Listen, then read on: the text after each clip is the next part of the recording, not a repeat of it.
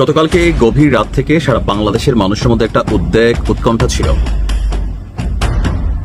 হঠাৎ করে পিনাকি ভট্টাচার্য তিনি তার ভেরিফাইড ফেসবুক আইডি থেকে একটা জরুরি ঘোষণা দিলেন যে এই মুহূর্তে প্রত্যেক ছাত্রাবাস থেকে দলে দলে ছাত্রছাত্রীরা রাজপথে নামে আসো, মাদ্রাসার ছাত্ররা রাজপথে নামে আসো। যে আপদ খাওয়াবেন আজকে হচ্ছে বুলডোজার, কামান এগুলো যদি রাস্তায় নামে, আর্টিলারি, সবাই সারিবদ্ধভাবে শুয়ে যাইতে হবে।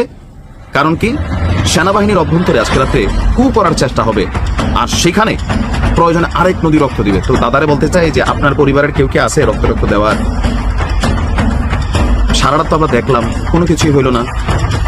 মানে এই যে হঠাৎ করে গভীর রাতে আমার কাছে মাঝে মাঝে মনে হয় যে পিনাকিদা বা ওনাদের যে কোরআনটা আছে দেশের মধ্যে আসলে তারা কি চায় ভাই, সিরিয়াসলি। একটা সময় শ্রদ্ধার জায়গা ছিল মনে হইতো, কিন্তু এখন মনে হয় যে একটা মেটিকুলাস কোনো একটা পরিকল্পনা ওনাদের মাথায় ঘুরতেছে। I don't know Y. গতকাল কেমন কি হলো, সেনাবাহিনীর পক্ষ থেকে তো প্রেস ব্রিফিং আসলো যে যাদের বিরুদ্ধে মামলা আছে, যারা অন্যায় করছে তাদের বিরুদ্ধে কোনো আপোষ সেনাবাহিনী করবে না, সেনাইনি বিচার হবে। এমন তো বলে নাই যে তাদেরকে শেল্টার দিবে। বলা হচ্ছে সোজাসুজি, আপনারা তো প্রথমে একজনকে ভারত পাঠাই দিয়েছিলেন, এখন এই লোক তো বাংলাদেশে আছে, ভারত যায় নাই। আপনারা একদম নামটাম পরিচয় দিয়ে দিয়েছিলেন দাদা। তো দাদা যেটা বললো, প্রিয় দেশবাসী, সেনাবাহিনীর 46 ব্রিগেডে কিছু অস্বাভাবিক মুভমেন্ট দেখা যাচ্ছে। যে কোনো কুদাতার চেষ্টার রুখে দিন, প্রয়োজনে রাজপথে নেমে আসুন ভোরের আলো ফোটার সাথে সাথে।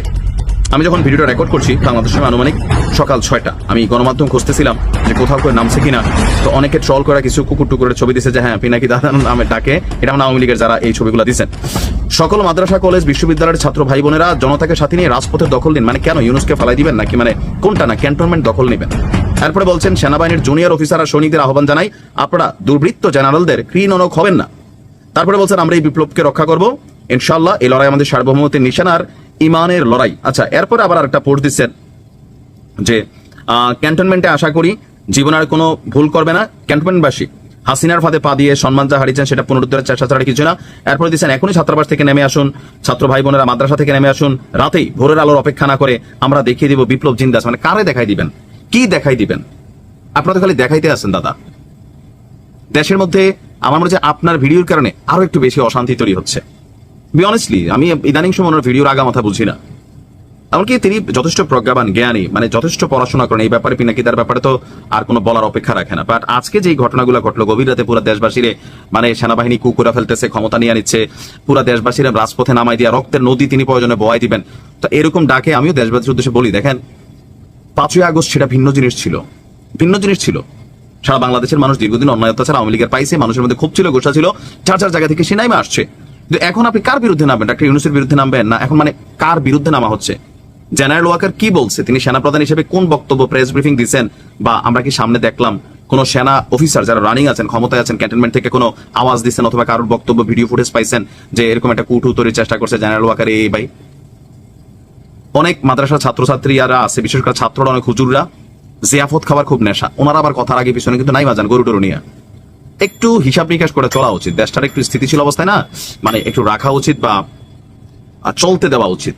সামনে নির্বাচন, জাতি একটা নির্বাচনের অপেক্ষা করছে। সেনাবাহিনী ক্ষমতা জীবনও নিবেন। আপনি এই পর্যন্ত সেনাবাহিনীর কোন অ্যাক্টিভিটিতে মনে হয়েছে যে রাষ্ট্রের বিরুদ্ধে অবস্থান বা শেখ হাসিনাকে পুনর্বর্তনের অবস্থান? কোনো কিছুই না। তো মাঝরাতে পুরো দেশ অস্থির, সারা বাংলাদেশের মানুষ টেনশন, অনেকে ট্রলও করতেছে যে হ্যাঁ কিছু এই নামছে সেই নামছে। আপনাদের প্রতি মানুষের কিন্তু একটা সিরিয়াস মানে মন্তব্য থাকে তো, বা একটা ফিলিংস আছে, ট্রাস্ট আছে। কথায় কথায় গরু টরু খাওয়াইয়া যে আপদ দাদার করেন না। যদি ওইরকম কোনো এথিক্স থাকে, যেমন যেই সেনার একজন অফিসার বললেন যে দেশ ছেড়ে চলে গেছে, পুরো ডকুমেন্ট সাবমিট করে বসলেন, পরে আপনারাই বলতেছেন এই লোক এখনো যায় নাই। সেনাবাহিনী কিন্তু বলছে যায় নাই, তারে নজরদারিতে রাখা হয়েছে।